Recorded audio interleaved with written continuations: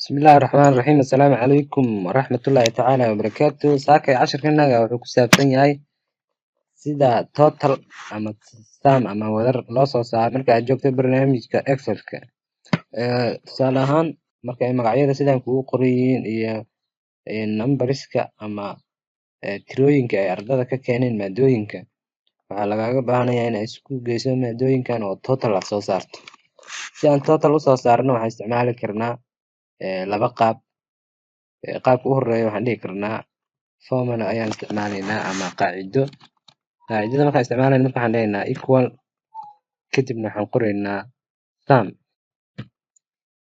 bracket ayaan furaynaa kadibna numberka ugu horeeya ama maadada ugu horeysa ardayga intuu ka keenay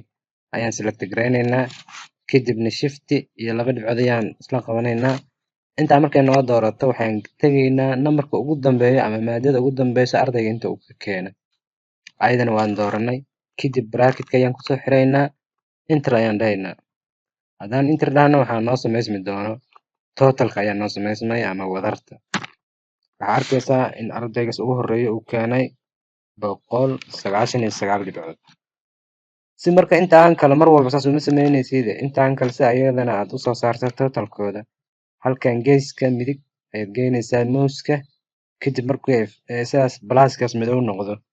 ayaad left click qabanaysaa kadibna hoos ayaa usoo jiidaysaa waxaa arkaysaa in kuwan kale oo dhan ay ku samaysmaan totalkooda qaab waa midkaas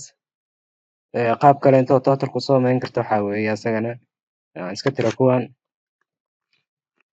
inaad doorato linekan u horeeya oo dhan kuwan oo dhan baad hal mar har saaraysaa ama dooranaysaa kadibna waxaad tegaysaa halkay homekan tagno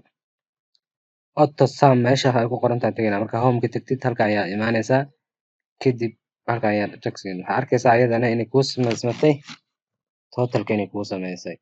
si aad totalka marka aad kuwan dhan u buuxiso halkan waa ka qaadaysaa inta banaan ku dhufo kadib kusoo noqo totalkan calaamadaas markay plus madow ay noqoto left click qabo hoos u jiid waxaa arkaysaa in dhammaan ayagana ay kuu samaysmeen totalkoodii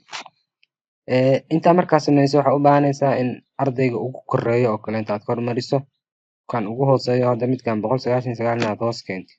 si ayagana u samayso har ayaa saaraysaa intaan oo dhan har baad saaraysaa ilaa halkaas meeshaas data ay ku qorantahay tegaysaa halkan ayaad imaanaysaa halkan ayaa imaanaysaa kadib inta waxaa ka dooranaysaa largest to smallest okay dheh dhinacan waxaa ka dhigaysaa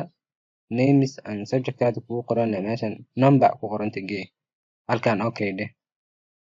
waxaa arkaysaa in ardayga ugu horeeya uu yahay midka ugu dhibcaha badan 248